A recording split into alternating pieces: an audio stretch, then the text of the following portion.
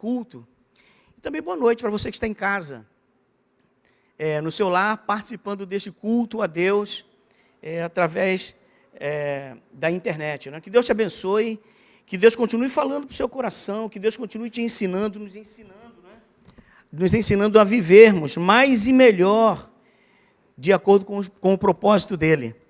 Amém? Então, a igreja já me conhece, eu já sou membro desta igreja há pouco tempo, né, mas tenho vindo aqui. Mas o meu nome é Geazi, para quem não me conhece, né? Recentemente, eu vim para cá, da Igreja Batista Nova Betel, e é uma alegria estar aqui na minha igreja, com os meus irmãos, para participar de um culto de louvor e adoração a Deus, estudo da Palavra de Deus, onde a gente vai hoje buscar meditar na Palavra de Deus em coisas importantes para o nosso desenvolvimento pessoal e na nossa relação com Deus.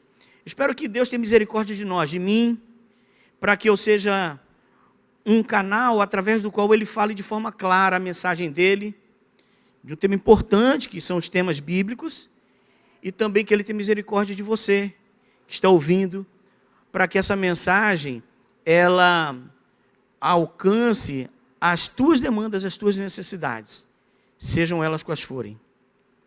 Amém? Então, que Deus nos abençoe.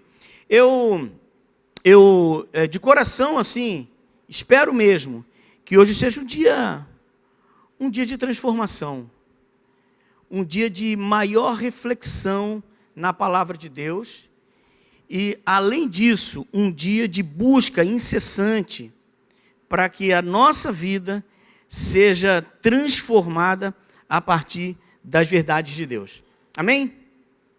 Vamos orar neste momento, mais uma vez, eu vou orar, pedindo a Deus que venha nesta noite, né, para falar para a gente, nos trazer o conforto da palavra dEle, nos trazer a alegria da palavra dEle e a certeza que a palavra dEle pode, de fato, nos trazer. Vamos orar. Senhor Jesus, muito obrigado por este culto, muito obrigado pelas canções que já foram entoadas aqui, Deus. Uma bênção ter liberdade, Deus.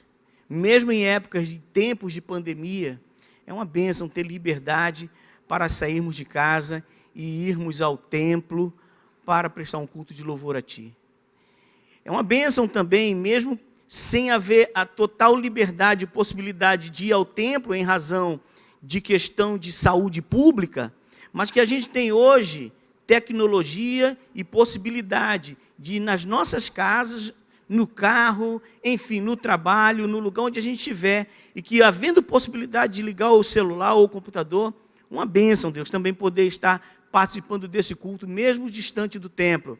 É uma bênção, porque é a prova de que tua igreja está, estando onde ela estiver, ela pode estar cultuando ao teu nome, Deus. Muito obrigado, Deus, uma bênção, uma alegria estar na tua casa para cultuar o teu nome. Recebe, Deus, a nossa expressão de louvor e adoração ao teu nome. É humildemente que fazemos isso, Deus, porque sabemos das nossas incompetências pessoais e espirituais para sequer levantarmos as nossas frontes diante de Ti. E o Senhor é tão maravilhoso, tão benigno e misericordioso, que nos dá essa possibilidade, Deus, mesmo nós não merecendo, de cultuarmos e clamarmos pelo Teu nome. Obrigado, Deus. Em nome de Jesus nós pedimos agradecidos. Amém. Irmãos, eu quero também, antes de entrar na palavra propriamente dita, né, só fazer uma pequena observação, porque, assim, eu tenho um tipo, uma forma, uma característica minha, quando eu vou à igreja pregar e falar, porque normalmente as minhas mensagens, ela tem sempre um teor, um tom mais crítico, às vezes, até eu me excedo um pouco, fica um pouco pesado. Mas eu quero dizer que a minha palavra, a minha forma de falar, ela não tem necessariamente diretamente a ver com você, com esta igreja, com você pessoalmente. É uma palavra que busca uma reflexão no geral, sem necessariamente estar direcionado a uma pessoa ou a uma igreja específica. Parece que o que estou falando é bobagem, mas eu já recebi alguns feedbacks, vamos dizer assim, né? Em algumas situações, de algumas pessoas terem ficado chocadas ou chateadas, interpretando o tema e a forma de eu desenvolver o tema como algo pessoal, algo direcionado especificamente. Não é, irmãos. Essa mensagem é para mim, primeiramente. E essa mensagem é para o povo de Deus como um todo, que visa, sempre visando o nosso aperfeiçoamento no nosso caminho, na nossa jornada diante de Deus, que é marcada por lutas, por percalços, por tristezas, derrotas, além das alegrias e das coisas boas e maravilhosas que a gente vive, tem vivido ao caminhar com Cristo. Então é uma palavra para que a gente reflita nas nossas vidas, no que a gente pode melhorar sempre. Graças a Deus, apesar da palavra de Deus ser algo que não está passivo de mudança, não é? A palavra de Deus ela é eterna. Ainda assim, as nossas vidas devem sempre buscar um estilo de vida aperfeiçoado na palavra de Deus, no que Deus quer para cada um de nós. Então, é nesse sentido que eu falo hoje e peço já de antemão, peço assim, perdão, caso alguém se sinta incomodado. Eu vou fazer o possível para ficar calmo, não é? Hoje eu estava lá em casa para falar, Jesus, fica calmo. Fica calmo, relaxa, fala em paz, para que a mensagem seja bem explanada e compreendida. Amém? Irmãos, há muito tempo atrás, muito tempo atrás, eu era um garoto, era um adolescente, não me lembro o que eu estava fazendo na Avenida Brasil. Estava com minha mãe, minha família, a gente... Não me lembro exatamente o que estava fazendo lá. Passei na Avenida Brasil, ali perto, se eu não me engano, ali perto de Bom Sucesso, por ali, de Bom Sucesso, ao centro da cidade, mais ou menos nessa região. E eu vi um outdoor, se eu não me engano, da Convenção Batista Brasileira. Na época, era uma época próxima ao dia da Bíblia. E o tema daquele outdoor era o seguinte: a Bíblia, a Constituição que nunca muda. Impressionante como isso marcou a minha vida. Eu era um garoto, né? Claro que ainda sou um garoto, sou um garoto, só que um pouco mais de problema, né? Com uma dor aqui, outra ali, mas eu sou um garoto. Mas já faz tempo que eu li esse cartaz. Isso me marcou profundamente, porque esse tema mostrou para mim o quanto a palavra de Deus ela é poderosa e está acima de tudo que nós podemos fazer. Está acima de tudo que nós podemos pensar e escrever. Está acima de tudo que nós podemos construir em termos intelectuais, em termos legais, em termos filosóficos, em termos científicos, qualquer coisa. A Bíblia não muda, ela está acima de tudo, isso marcou profundamente a minha vida. E eu espero que rapidamente, falar sobre isso, um pouco sobre isso. Bíblia, Constituição que nunca muda. Vamos ler o texto de João 8,32, que eu tenho como base, não é? Para a gente fazer esta meditação de hoje. João 8,32 diz assim, a palavra de Deus: e conhecereis a verdade, e a verdade vos libertará. Uma das coisas que eu pensei nesse tema, porque eu tenho ouvido pessoas de fora do contexto cristão, da religião cristã, tecerem várias críticas com relação à Bíblia, refutando a Bíblia e procurando desqualificar a Bíblia para um patamar secundário, terciário e por aí vai. Ou seja, colocando a Bíblia num patamar tão baixo ao ponto de que acreditam essas pessoas que a Bíblia não pode ter mais nenhum tipo de influência nas nossas vidas. O que me deixa mais incomodado com isso tudo é porque normalmente essas críticas, esse ponto de vista, eles vêm a partir, principalmente, claro que entre o preto e o branco existem vários tons de cinza, lógico isso, né? Mas principalmente entre esses dois extremos são as pessoas que, primeiro, que criticam a Bíblia sem sequer conhecerem a Bíblia. Pessoas que não têm o costume, não têm a coragem, não têm a vontade de um dia, em algum momento da sua vida, do seu dia, pegar a Bíblia e abrir a Bíblia para saber o que está escrito aqui. Para assim buscar ou tecer algum tipo de crítica. Então, muitas vezes essas críticas, elas perdem a sua legitimidade porque são críticas feitas por pessoas que sequer conhecem a Bíblia. conhecem fragmentos da Bíblia, coisas que ouvem falar, alguns textos que leem aqui, outro ali, ouvem algumas interpretações distorcidas da Bíblia e levam isso adiante como se fossem as verdades máximas de suas vidas. O outro grupo, outro extremo, às vezes até são pessoas que conhecem a Bíblia. Eu aqui lembro do texto de João 5,39, quando Jesus Cristo está conversando com os religiosos, da época dos fariseus, né? E Jesus dá faz uma observação dura para eles. É um texto que, infelizmente, ele é mal interpretado, porque o verbo que é colocado ali, o verbo que é um verbo no presente do indicativo, ele é confundido com o verbo do imperativo. Isso faz diferença grande, porque o imperativo é uma ordem. E o presente do indicativo é uma constatação do que está acontecendo. Então, João 5,39 diz: vós examinais as Escrituras, porque acreditais ter nelas a vida eterna. E são elas que de mim testificam. E no versículo posterior diz: mas vocês não querem, mas vós não quereis vir a mim para terem vida.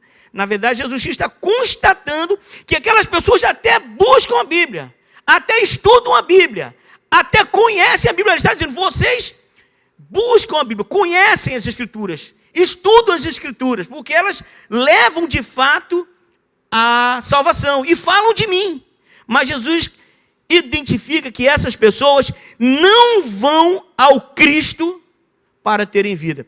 Então também tem um outro lado. Existem as pessoas que, mesmo conhecendo a Bíblia, mesmo que de uma forma ou de outra lendo a Bíblia, ainda assim não buscam terem suas vidas aperfeiçoadas no que a palavra de Deus quer, e como não são transformados e aperfeiçoados, estão sujeitos a levarem adiante essas críticas erradas, injustas, relativas à palavra de Deus. Irmãos, a história mostra, eu vou mostrar isso aqui com dados, se me permitam, a história mostra que quanto mais o homem se afasta da Bíblia, mais triste, mais penosa é a vida dele. Em vários aspectos. A Bíblia já diz, no Salmo 33, 12, se eu não me engano, 33, 12, que diz que a nação, que feliz é a nação que tem Deus como Senhor. A Bíblia, irmãos, não mente, a Bíblia é verdadeira. A Bíblia não precisa ser paulatinamente ou através das épocas, ser corrigida, ser aperfeiçoada, ser ajustada às novas realidades culturais, novas realidades intelectuais, novas realidades, novas concepções. A Bíblia não precisa disso. Na verdade, a Bíblia não tem que ser moldada a essas novas concepções humanas. A Bíblia não mente. A Bíblia é verdadeira. Eu sou partidário daqueles que acreditam que a Bíblia é suficiente, que nós não precisamos de nenhum outro tipo de conhecimento religioso para nos achegarmos a Deus. A Bíblia é perfeita, ela é correta nesse sentido. E a Bíblia diz, porque a Bíblia não mente, que a nação que tem Deus como Senhor é feliz. E quando a Bíblia fala de nação, ela não fala de país que tem a ver com o aspecto físico, mas fala do aspecto humano e das concepções que movem as pessoas daquele lugar. Então a Bíblia está dizendo o seguinte: quando os homens estabelecem seu modo de vida, quando os homens estabelecem suas filosofias, sua ciência, sua pedagogia, sua forma de educar os seus filhos, viver a sua vida de acordo com a palavra de Deus, esse homem é feliz, essa nação é feliz, e de fato é. Pode parecer para alguns intelectuais, algumas pessoas, que isso que eu estou falando é algo simplório demais, chegando ao ponto de ser bizarro. Mas eu acredito na Bíblia. E eu quero ler rapidamente um fato que provavelmente pode explicar um pouco do que eu estou falando aqui. É um dado que eu acho que eu já falei aqui na igreja, a última vez que eu preguei, mas foi num outro contexto. Eu quero ler aqui para os irmãos. Este aqui é um livro falando sobre a Bíblia. É o livro que transforma nações, o nome desse livro, de Loren Cunningham, que é o fundador da Jocum. E é um livro muito bom, um livro assim, que tem dados importantes, tem uma discussão muito inteligente, muito prática, da influência da Bíblia no transformar as pessoas de todas as nações. E esse livro fala das consequências que alguns países estão vivendo por estarem a cada ano se afastando mais da palavra de Deus. Primeiro país aqui que ele fala, que o livro relata, são os Estados Unidos. Diz, os Estados Unidos têm um dos maiores índices de divórcio do mundo. 43% dos primeiros casamentos terminam em separação ou divórcio dentro de 15 anos. Os Estados Unidos possuem mais de 2 bilhões de norte-americanos na prisão. Maior índice de pena per capita do mundo. Irmãos, tem um documentário no Netflix que fala sobre a 13ª emenda, sugiro que vejam, que mostra o quanto isso aqui é grave. De cada 4 prisioneiros no mundo, um é americano, um está preso em cadeias americanas. É isso que ele está dizendo aqui. Maior índice per capita do mundo, em termos de prisão. O vício em álcool, drogas ilegais, jogos de azar e a pornografia estão crescendo assustadoramente. Por que será que a sociedade norte-americana está tão estilhaçada quando mais de 84% dos cidadãos norte-americanos se consideram cristãos? Curioso isso. Mas olha só que interessante. A resposta é clara. Enquanto muitos dizem que são nascidos de novo e quase 70% vai à igreja toda semana, eles não estão vivendo sua vida de acordo com a palavra de Deus. E existe um dado também para isso. Um dado científico, de pesquisa, do grupo Barna Group, o grupo Barna, né? Quem já leu o livro O Evangelho Pagão, vai saber o que estou falando. Barna, junto com Frank Viola, escreveram um livro bastante interessante, eu sugiro que leiam. Não é? E o Barna tem um instituto de pesquisa nos Estados Unidos que chegou ao seguinte: apenas 7% dos adultos com idade entre 18 e 25 anos tomam decisões morais baseadas na Bíblia. 7%.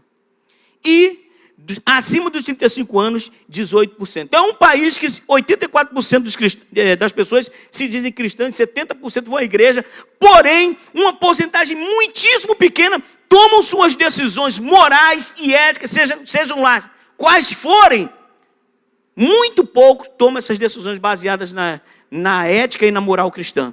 Rapidamente, para não ficar muito tempo nesse dado aqui, mas vale a pena considerar outra coisa, que na Europa, as nações da Europa Ocidental estão se afastando de Deus e da Bíblia mais rápido ainda que os norte-americanos.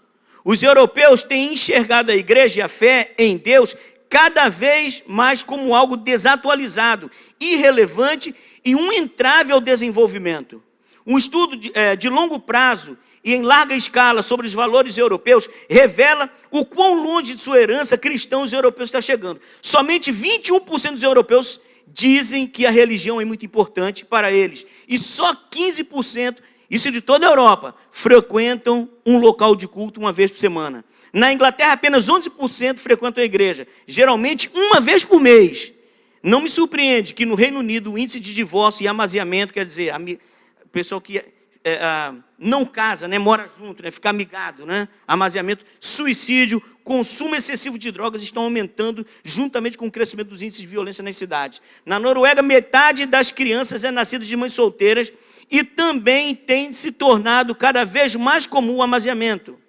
Apenas 8% da população vai à igreja regularmente na Alemanha, que é o berço da reforma protestante. A maior das nações europeias é hostil para qualquer coisa, mesmo remota, que seja relacionada à igreja. Está bom por aqui.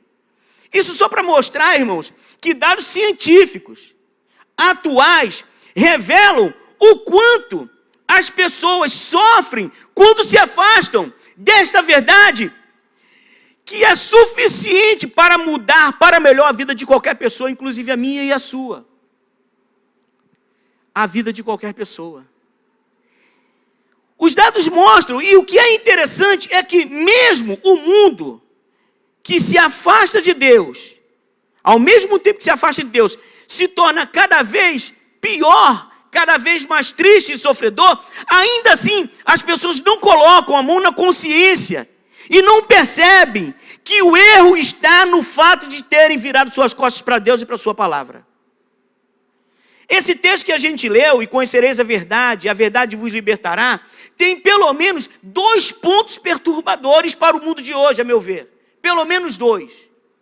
Um é quando eles afirmam que a palavra de Deus é a verdade.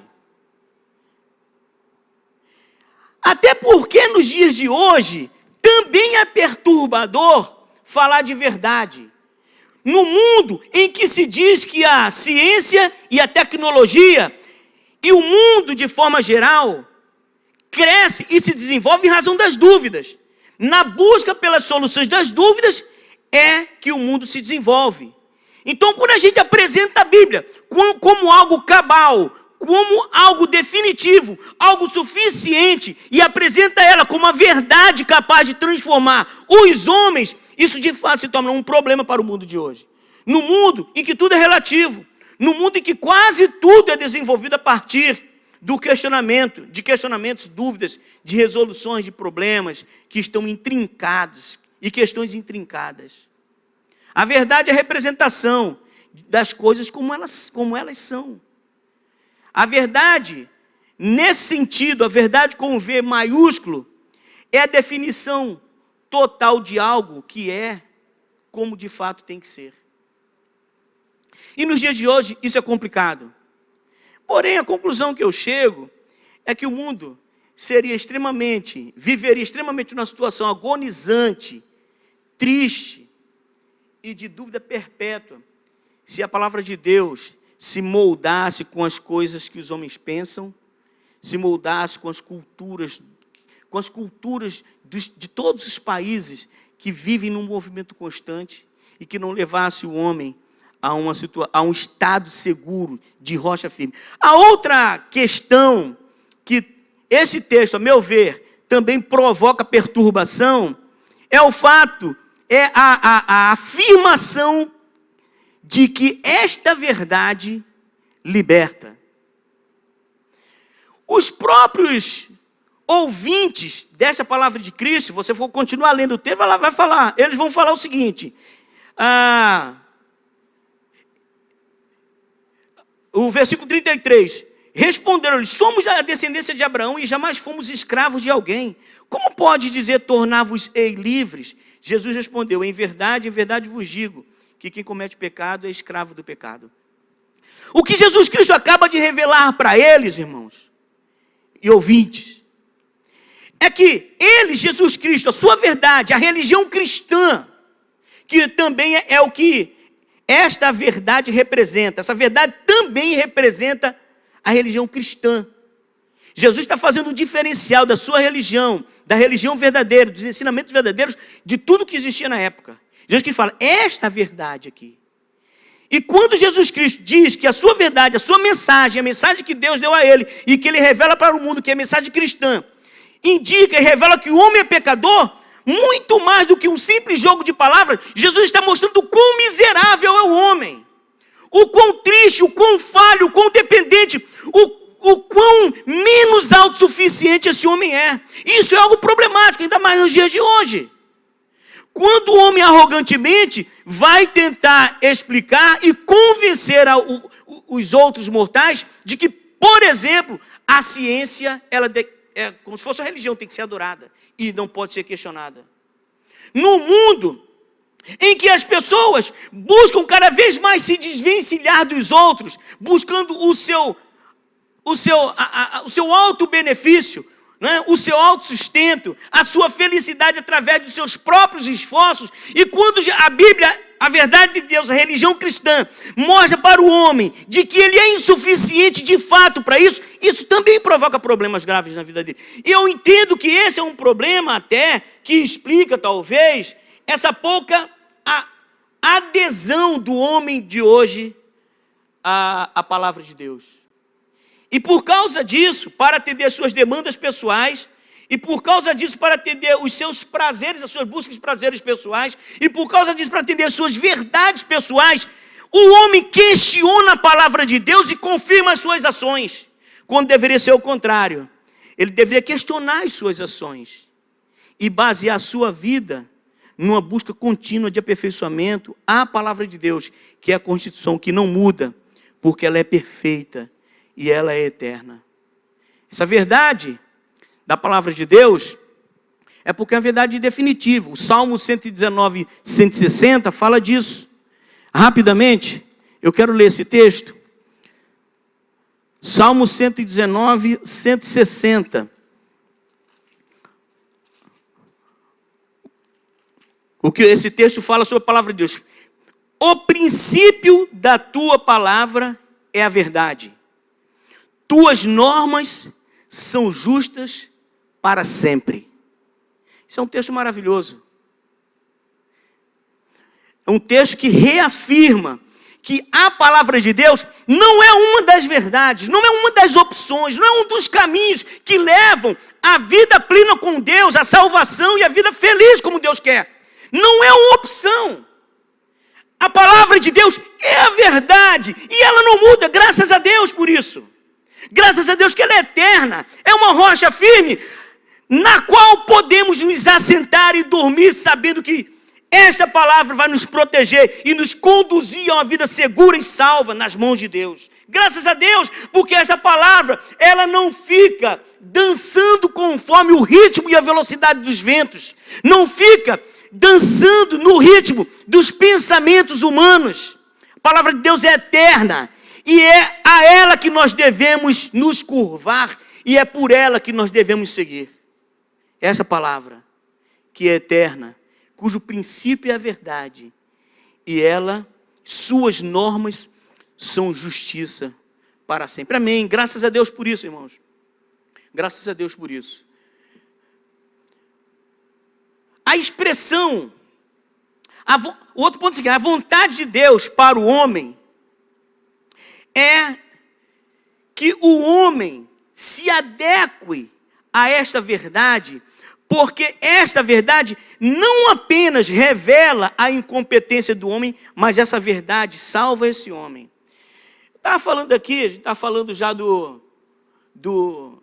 dessa questão que incomoda a gente ser criticado, a gente ter os nossos valores sendo corrigidos, né?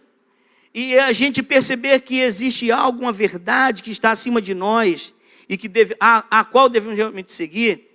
Os homens procuram, de uma certa forma, negar as suas incompetências e fraquezas. Eu penso, irmãos, que o que está acontecendo no mundo hoje, assim, eu sei que normalmente nos sermões de hoje tem se falado muito da Covid, mas não tem como ser diferente, algo que mudou a nossa vida de uma forma extremamente drástica, né? E a gente fica imaginando o quanto isso pode...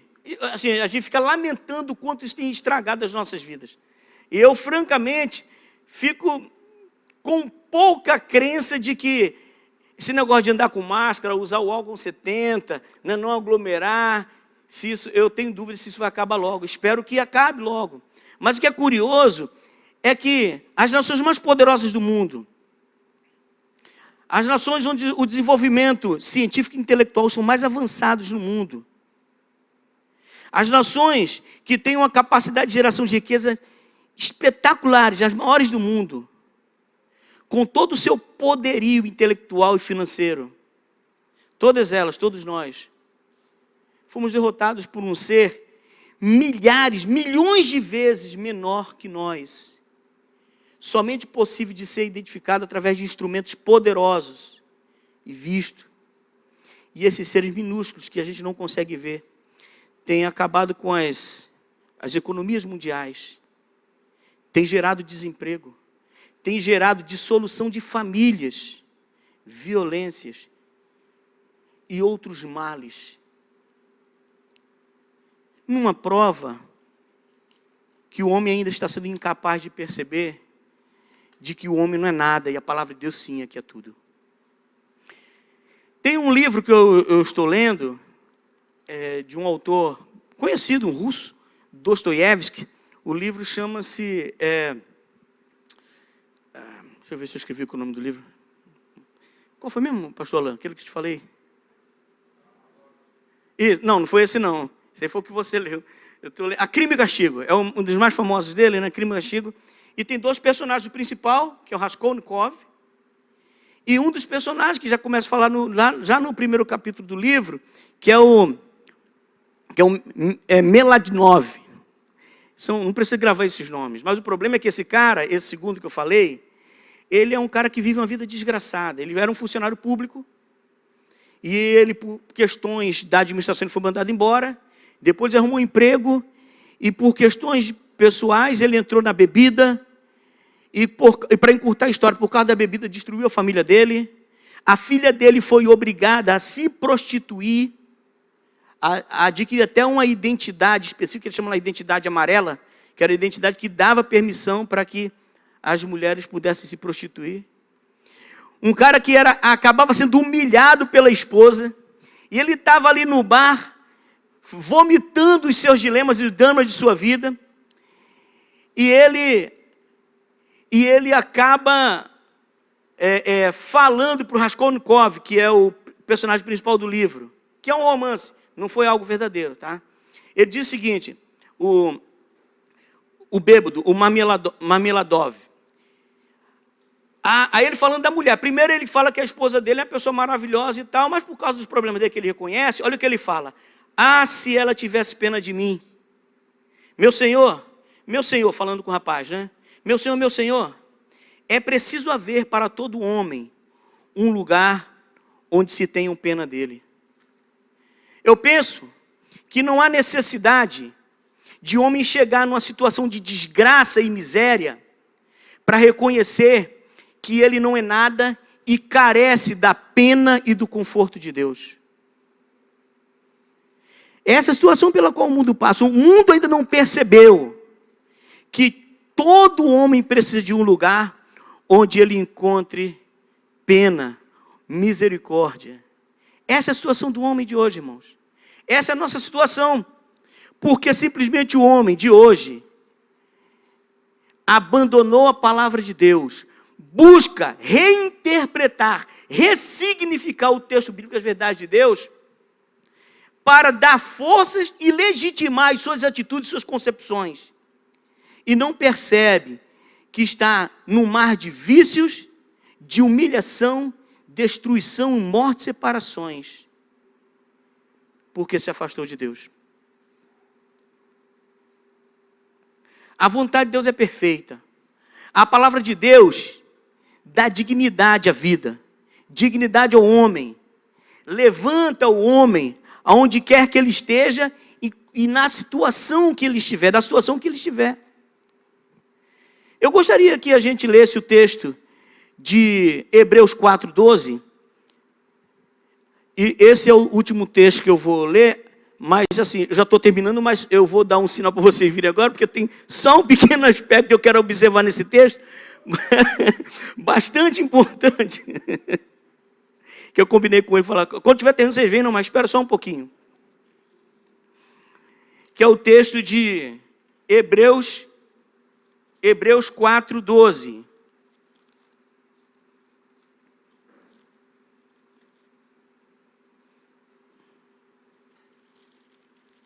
Diz assim a palavra de Deus.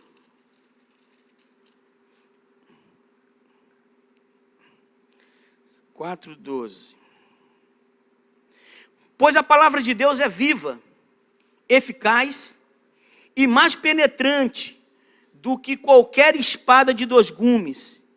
Penetra até a divisão da alma e espírito, junturas e medulas. Ela julga as disposições e as intenções do coração. Esse é um texto que também precisa ser bem compreendido. Porque primeiro esse texto, ele nos revela a palavra de Deus, que a palavra de Deus é um código de vida que tem que ser seguido. E exatamente conforme está escrito. E isso é um problema de hoje, porque as pessoas também querem liberdade para fazer as coisas, a confusão da liberdade, né? Fazer o que quiser. As pessoas querem fazer o que quiser. Mas esse texto diz que a palavra de Deus é a religião perfeita, o cristianismo, porque ele que é capaz e eficaz, mais penetrante do que qualquer espada, penetra, divide a alma, juntura e medula, ela julga as disposições e as intenções do homem. A palavra de Deus é uma palavra que não é somente para ser admirada, não é uma palavra que é somente para ser reverenciada, mas é uma palavra para ser obedecida. E esta é a religião perfeita, a religião que tem a mensagem e a palavra de Cristo como uma palavra eterna, verdadeira, que deve ser seguida. Mas esse texto me fala de algo importante aqui. Esse texto apresenta a palavra de Deus de pelo menos 3 formas. Ele diz que a palavra de Deus é a espada de 2 gumes. Literalmente, eu já estive estudando esse texto aqui, e espada de 2 gumes, na verdade, o texto literal quer dizer espada de 2 bocas. Eram 2 fendas que tinham na espada, nas espadas de guerras antigas, que tinham a capacidade de produzir uma destruição e um ferimento muito maior na pessoa que era atingida por essa espada. A outra comparação que faz, outro significado de espada, e a Bíblia também muitas vezes é chamada de lança, é porque ela é capaz de atingir o coração do homem. Nesse caso, as suas intenções, seus pensamentos. E também ele diz que essa espada tem a capacidade de dividir a alma e o espírito. Só também fazendo uma interpretação mais literal do texto original, essa primeira alma aqui, na verdade, é a vida animal. É a alma de vida animal, que respira. E o espírito, que ele fala aqui, é a alma eterna, que não morre. Na verdade, o que ele está dizendo para a gente é o seguinte, que a palavra de Deus, ela tem poder mortal. Ela destrói o inimigo, ela atinge o coração e ela tem poder mortal. Em que sentido, Geazi? A Bíblia está dizendo que a Bíblia, ela é destruidora e que vai fazer mal para a humanidade? Na verdade, é no sentido de que a Bíblia mata o velho homem que procura, que busca a sua vida no Deus. Destrói as suas más intenções quando esse homem tem a Bíblia no coração e ela, dessa forma, revela as suas mazelas, os seus pecados, os seus problemas. E dessa forma, a Bíblia humilha o homem pecador para fazer exaltar um homem novo na presença de Deus. Irmãos, com tudo isso, e agora podem vir? Com tudo isso, irmãos, a conclusão a que devemos chegar é que a Bíblia, ela deve ser amada. Primeiro, porque ela é a palavra de Deus.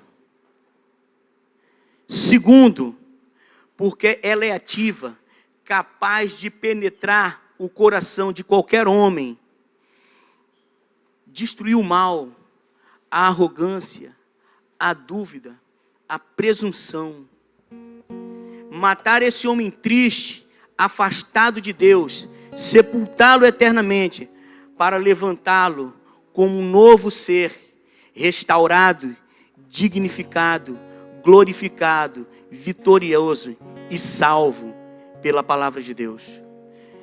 Eu gostaria de, aqui ouvindo, o som do musical, eu gostaria de ler um texto bíblico aqui, que nos estimula e revela o quanto a palavra de Deus, ela é poderosa e importante para as nossas vidas. E que por isso mesmo, ela deve ser seguida. Por isso mesmo, ela deve ser amada. Por isso mesmo, ela deve ser reverenciada. Gostaria de ler o texto do Salmo 119, do versículo 1 ao versículo 16, que diz assim: felizes os íntegros em seu caminho, os que andam conforme a lei de Yahvé, a lei do Senhor. Felizes os que guardam seus testemunhos, procurando de todo o coração, e que sem praticar a iniquidade, andam em seus caminhos. Tu promulgaste teus preceitos para serem observados à risca. Que meus caminhos sejam firmes, para eu observar teus estatutos. Então, eu não terei vergonha ao considerar todos os teus mandamentos. Eu te celebrarei de coração reto, aprendendo tuas justas normas. Observarei teus estatutos. Não me abandones completamente. Como um jovem conservará puro o seu caminho? Observando a tua palavra. Eu te busco de todo o coração. Não me deixes afastar dos teus mandamentos. Conservei tuas promessas no meu coração, para não pecar contra ti. Bendito sejas, Senhor. Ensina-me teus estatutos. Com meus lábios, eu enumero todas as normas de tua boca. Alegro-me com o caminho dos teus testemunhos, mais do que com todas as riquezas. Meditarei teus preceitos e considerarei teus caminhos. Delicio-me com teus estatutos e não me esqueço da tua palavra. Por causa disso, irmãos, olha o que o profeta Oséias falou em Oséias 6:3. Conheçamos, tem a versão King James diz, conheçamos e prossigamos firmemente em conhecer ao Senhor. A versão da Bíblia de Jerusalém diz o seguinte: conheçamos, corramos atrás do conhecer a Yahvé. Certa como a aurora é sua vinda. Ele virá a nós como a chuva, como o aguaceiro que ensopa a terra. A Bíblia King James nos diz para prosseguirmos em conhecer a Deus de forma firme, inabalável, que nada nos desvie desse caminho, que nada nos desvie desse nosso objetivo. Com obstinação, prossigamos em conhecer firmemente o Senhor. E a versão de Jerusalém nos diz, além de fazer isso, faça com pressa. Conheçamos, corramos. A vinda de Cristo está próxima. Deus vai nos cobrar, Deus está ao nosso encontro. Além de caminharmos firmes em conhecer, em amar, em nos prostrarmos, em transformarmos as nossas vidas pela palavra de Deus, em nos quebrantarmos, em sermos novas criaturas, pessoas melhores, maridos melhores, filhos melhores, músicos melhores, jovens melhores, pessoas melhores. Façamos isso com firmeza e determinação, mas façamos logo. Conheçamos, corramos ao encontro da verdade de Deus. Vamos negar e repudiar as injúrias que o mundo faz com a palavra de Deus. Ela é eterna, não muda, não mudará, graças a Deus, porque essa palavra que não muda é capaz de alcançar qualquer coração, mais duro, mais feio, mais fedido, mais podre que seja, para ser transformado numa criatura gloriosa para Deus. Graças a Deus pela palavra dele. O que seria do mundo sem a palavra de Deus? O que seria de mim? O que seria de você? A Bíblia diz que a verdade de Deus liberta, e conhecereis a verdade, e essa verdade vos libertará, e a justiça que está impregnada na verdade de Deus é eterna. Graças a Deus por isso. Graças a Deus. Que Deus nos abençoe para sempre. Amém.